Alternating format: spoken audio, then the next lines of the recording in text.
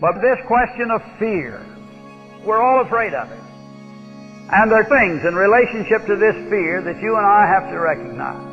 That if you trust in God and let Him be your guide and strength, you won't have that fear.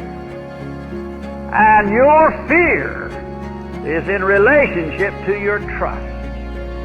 As your faith in God gets stronger, your fear dissipates. And as your faith in God gets weaker, your fear arises. You want to have fear dissipated and removed, then you rise up and hold up the name of the living God and look to Him to undertake for you, and He will. It's our faith that brings victory. It's our faith that casts out fear and enables us to put our trust in the blessed Lord and Savior Jesus Christ. We will worship the man of Galilee who went to a cross 2,000 years ago, and no one can take His place. No one will intercede or interfere.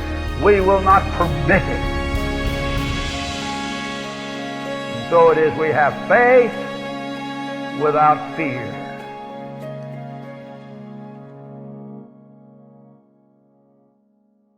Hello and welcome back once again. We're at our final episode of Faith Over Fear. Today we're looking at God's peace. That wonderful gift that in the midst of tribulation and trouble and all the things that kind of throw us upside down, how God steps into the middle of that and offers us His peace. Take a look at John chapter 14, looking at verse 27. John records this, a message from our Savior Jesus Christ. Peace I leave with you.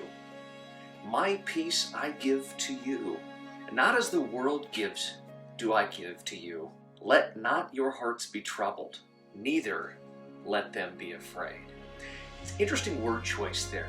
Let not your hearts be troubled. Let you not be afraid.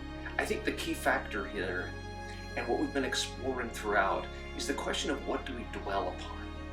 Do we dwell upon the love of God, the peace that God gives us, brought from that love? Or do we dwell upon all the storms and the trouble around us? I think about the disciples as they're crossing the sea and the storm kicks up all around them. And they notice Jesus is sleeping. Not going to imagine being a disciple and being somewhat irritated by this. It's like, Lord, don't you care that we're going to die? Teacher, wake up. Do something.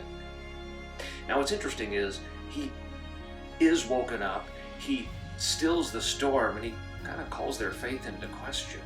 But what's also interesting, the disciples expected him to do something. They were surprised by what he managed to do, but they had an expectation. You see, when God gives us His peace, well, we know we can come to Him and ask for it. And yet when He gives it to us, it does kind of throw us for a loop.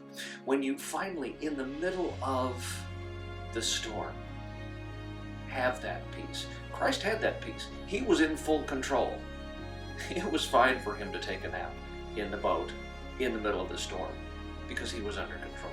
The reason we can have peace in the middle of storms in our own lives is not because we're in control. Far from it. In fact, if I was in control and I was the only one in control of my life, that would probably be a reason to panic. But no, because Christ is in control, because God has my back and has your back, you have nothing to fear. So this is the peace. And as we focus our time and attention on the peace that God gives to us, the storm hasn't changed, though God may choose to change it. Our situation in the midst of the storm, that's changed. It's been stilled. It's been calmed. We're able to focus on God's peace. We don't have to let our hearts be troubled. We don't have to let ourselves be afraid, because there's nothing to fear.